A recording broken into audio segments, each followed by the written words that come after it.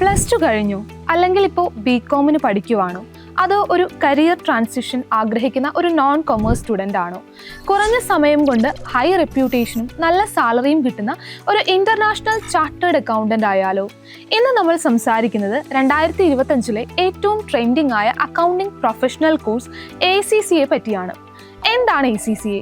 Association of chartered certified accountants എന്ന UK body നടത്തുന്ന 180+ കൺട്രീസിൽ റെക്കഗ്നൈസ്ഡ് ആയിട്ടുള്ള ഒരു പ്രൊഫഷണൽ അക്കൗണ്ടിംഗ് കോഴ്സാണ് ACCA. Deloitte, KPMG, PwC, EY എന്നിങ്ങനെയുള്ള ബിഗ് 4 കമ്പനികളിലും അതുപോലെ ഇന്ത്യയിലും വിദേശത്തുമായിട്ടുള്ള ഒരുപാട് മൾട്ടിനാഷണൽ കമ്പനികളിലും financial analyst, internal auditor, tax consultant, management accountant, financial controller എന്നിങ്ങനെ ഒരുപാട് ഓപ്പർച്യൂണിറ്റീസ് ആണ് ACCA ആസ്പിരൻസിനെ കാത്തിരിക്കുന്നത്. മിനിമം ഒരു 2-3 വർഷത്തിനുള്ളിൽ കംപ്ലീറ്റ് ചെയ്യാനാകാവുന്ന ഒരു കോഴ്സാണിത്.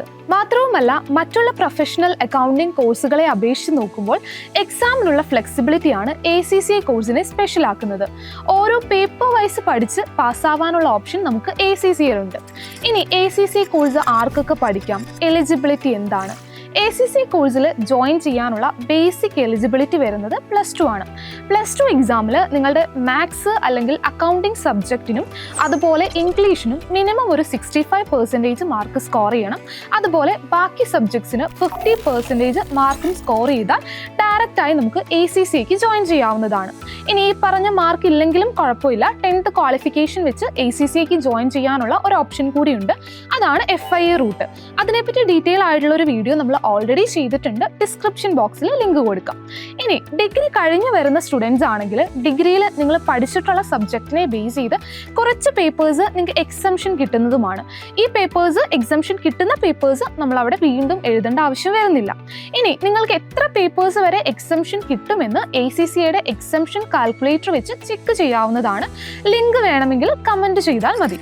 ഇനി ACCA കോഴ്സിൻ്റെ സ്ട്രക്ചർ ആൻഡ് എക്സാം പാറ്റേൺ എങ്ങനെയാണ്?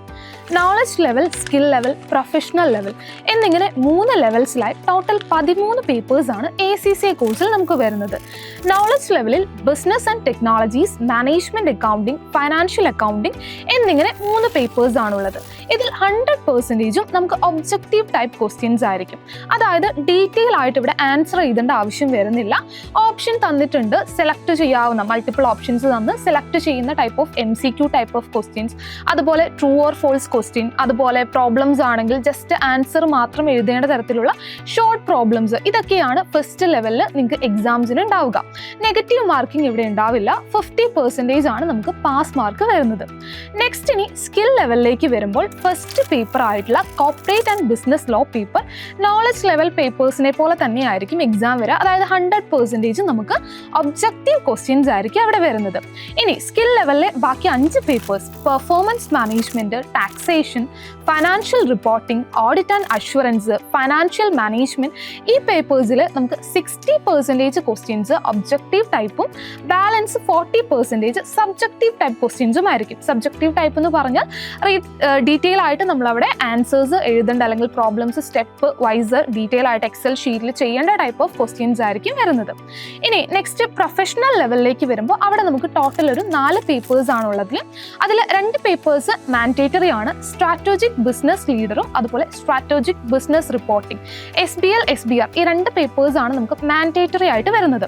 ഇനി ഇത് കൂടാതെ നമുക്ക് 4 പേപ്പേഴ്സ് ഉണ്ട്. അതിൽ നിന്ന് 2 പേപ്പേഴ്സ് നമുക്ക് ഓപ്ഷണൽ ആയിട്ട് നമ്മൾ ചൂസ് ചെയ്യണം. Advance financial management, advance performance management, advance taxation and advance audit and assurance, ഈ 4 പേപ്പേഴ്സിൽ നിന്നും 2 പേപ്പേഴ്സ് ആണ് നമുക്ക് ചൂസ് ചെയ്യേണ്ടത്. അത് പ്രൊഫഷണൽ ലെവൽ എക്സാമിലേക്ക് വരുമ്പോഴാണ്. പ്രൊഫഷണൽ ലെവൽ എക്സാമിനും നിങ്ങൾക്ക് 100% സബ്ജക്റ്റീവ് ക്വസ്റ്റ്യൻസ് ആയിരിക്കും വരുന്നത്. അതായത് കേസ് സ്റ്റഡി ബേസ്ഡ് ആയിട്ട് കുറച്ചുകൂടെ ഡീറ്റെയിൽഡ് ആയിട്ട് ആൻസർ ടൈപ്പ് ചെയ്യേണ്ട ക്വസ്റ്റ്യൻസ് ആണ് ഇവിടെ നമുക്ക് വരുന്നത്. 50% തന്നെയാണ് P ലെവലിലും സ്കിൽ ലെവലിലും നമുക്ക് പാസ് മാർക്ക് വരുന്നത്. ACCAയുടെ എല്ലാ എക്സാംസും നമുക്ക് കമ്പ്യൂട്ടർ ബേസ്ഡ് ആയിട്ടുള്ള എക്സാംസ് ആയിരിക്കും. ഫസ്റ്റ് 4 പേപ്പേഴ്സ് അതായത് BT, MA, FA and law papers നമുക്ക് ഓൺ ഡിമാൻഡ് എക്സാംസ് ആണ്. അതായത് ഓരോ പേപ്പറും നിങ്ങൾ പഠിച്ചു കഴിഞ്ഞ് നിങ്ങൾക്ക് ഓക്കെ ആകുമ്പോൾ എക്സാം ബുക്ക് ചെയ്ത് എക്സാം അറ്റൻഡ് ചെയ്താൽ മതി. ഇനി ബാക്കി വരുന്ന പേപ്പേഴ്സ് സെൻറ്റർ ബേസ്ഡ് എക്സാംസ് ആണ്. മാർച്ച്, ജൂൺ, സെപ്റ്റംബർ, ഡിസംബർ എന്നിങ്ങനെ ഒരു വർഷം 4 സെഷൻസ് ആയിട്ടായിരിക്കും എക്സാം വരുന്നത്. ഇനി ഈ ഒരു 13 പേപ്പർ പാസ് ആയതുകൊണ്ട് മാത്രം നിങ്ങൾക്കൊരു ACC മെമ്പർ ആവാൻ പറ്റില്ല. അതായത് നിങ്ങളുടെ പേരിൻ്റെ കൂടെ ACC ഇന്ന് ആഡ് ചെയ്യാനാവില്ല. അതിന് നമുക്ക് കുറച്ച് കണ്ടീഷൻസ് കൂടി വരുന്നുണ്ട്. 13 പേപ്പർ പാസ്സായ ഒരാളെ നമ്മൾ വിളിക്കുന്നത് ACC അഫിലിയേറ്റ് എന്നാണ്. ഇനി ACC മെമ്പർ ആവണമെങ്കിൽ എക്സാം പാസ്സായാൽ മാത്രം പോരാ, അതിനൊപ്പം നമ്മളൊരു എത്തിക്സ് മൊഡ്യൂൾ കംപ്ലീറ്റ് ചെയ്യണം. കൂടാതെ ഒരു 36 മന്ത്സിൻ്റെ പ്രാക്ടിക്കൽ എക്സ്പീരിയൻസ് റിക്വയർമെൻറ്റ് കൂടി നേടണം. Accounting, finance, auditing, taxation, costing എന്നിങ്ങനെ റെലവൻറ്റ് ഫീൽഡിലായിരിക്കണം പ്രാക്ടിക്കൽ എക്സ്പീരിയൻസ് നേടേണ്ടത്. കൂടാതെ ഒരു ക്വാളിഫൈഡ് അക്കൗണ്ടന്റ് ഈ എക്സ്പീരിയൻസ് സൈൻ ചെയ്യുകയും വേണം. ACC കോഴ്സിൽ ജോയിൻ ചെയ്യുന്നതിന് മുമ്പുള്ള എക്സ്പീരിയൻസ് ആണെങ്കിലും നമുക്കിവിടെ കൺസിഡർ ചെയ്യുന്നതാണ്. ഇനി ഒരു ജോബിലേക്ക് കയറാനായിട്ട് നിങ്ങൾക്ക് ACC അഫിലിയേറ്റ് ആയാൽ മതി. അതായത് 13 പേപ്പർ പാസ്സായാൽ നിങ്ങൾക്ക് ജോബ് നോക്കാം, മെമ്പർ ആവണം എന്നില്ല. ഈവൻ 9 പേപ്പേഴ്സ് ക്വാളിഫൈ ആയ പാർട്ട് ക്വാളിഫൈഡ് ആണെങ്കിലും നിങ്ങൾക്ക് ജോബിലേക്ക് കയറാനുള്ള ഓപ്പർച്യൂണിറ്റീസ് ഉണ്ട്. ഇനി ACC കോഴ്സ് പഠിക്കാനായിട്ട് നമുക്ക് എത്രയാണ് ചെലവ് വരുന്നത്?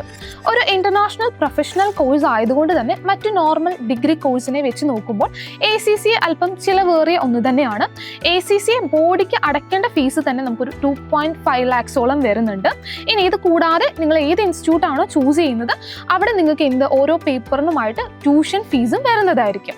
അഫോർഡബിൾ ആയ എന്നാൽ ക്വാളിറ്റിയിൽ ഒട്ടും കോംപ്രമൈസ് ചെയ്യാത്ത കോച്ചിങ് ക്ലാസ്സസ് ആണ് നിങ്ങൾ നോക്കുന്നതെങ്കിലും അതുപോലെ ACC റിലേറ്റഡ് ആയിട്ടുള്ള എന്തെങ്കിലും ഡൗട്ട്സ് നിങ്ങൾക്കുണ്ടെങ്കിലും ഞങ്ങളുടെ എക്സ്പേർട്സിനെ കോൺടാക്ട് ചെയ്യാവുന്നതാണ്.